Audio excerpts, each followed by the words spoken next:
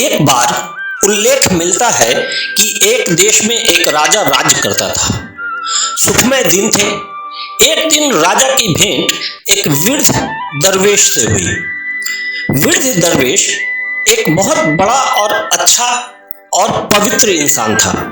राजा ने उनके साथ बहुत सम्मान किया और बैठक के अंत में उन्होंने अनुरोध किया कि वह मुझे कुछ तावीज़, वजीफा आदि लिखे जो मेरे लिए अत्यधिक कठिनाई में काम आ सके।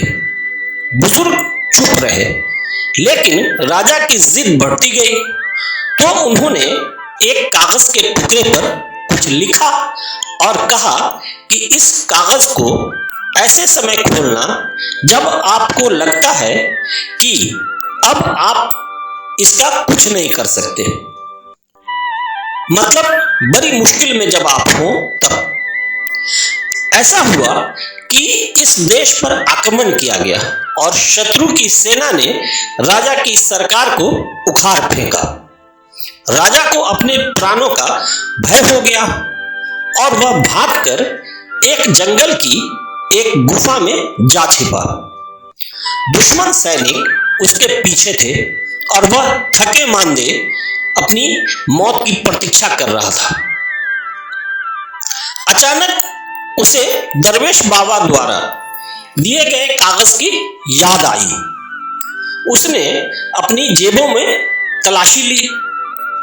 सौभाग्य से वह उसके पास था। उसे सैनिकों के जूतों के पास आने की आवाज सुनाई दे रही थी।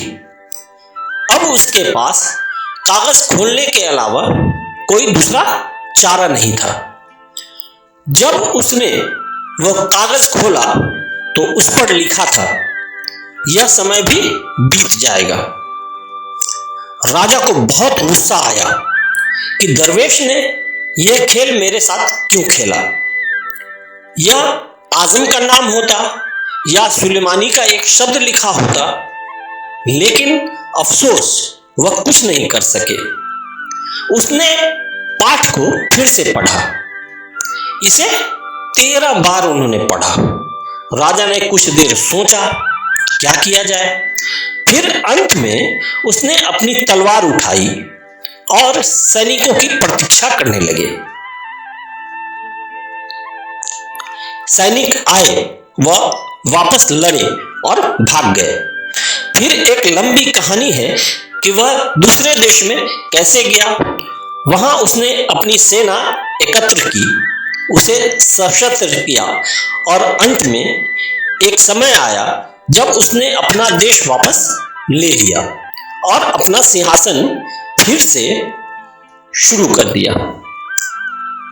उनकी वीरता के किस्से दूर दूर तक सुनाए जाने लगे और फैलने लगे और वे अपनी प्रजा के बीच काफी प्रसिद्ध थे। उनके दरबार में और दरबार के बाहर लोग अपने वीर राजा को देखने के लिए आने लगे।